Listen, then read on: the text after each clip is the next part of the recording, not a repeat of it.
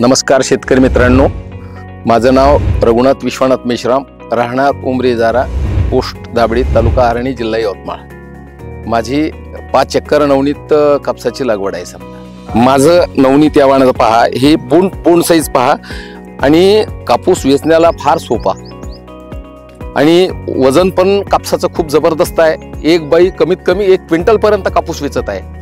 या वाणाचे जवळपास 80% बोंड 5 पाकळीचे आहेत आणि कापूस वेचण्यासाठी फार सोपा आहे। त्याच्यामुळे मजुरीमध्ये खर्च थोडासा कमीच वाढत आहे। नवनीत या वाणाचा कापूस जवळपास 80% कापूस दिवाळीच्या आधीच येतो आणि कापूस रब्बी पिकासाठी आपली जमीन खाली होऊन जाते आणि रब्बी पीक घेण्यासाठी फारच चांगलं वाण आहे। या वाणाला खरंच जोड नाही। हा वाण लवकर येत असल्यामुळे अळीचा बोंडअळीचा प्रादुर्भाव फारच कमी आहे आणि येतच नाही। पहिली गोष्ट म्हणजे लवकरात लवकर मोकळ होते।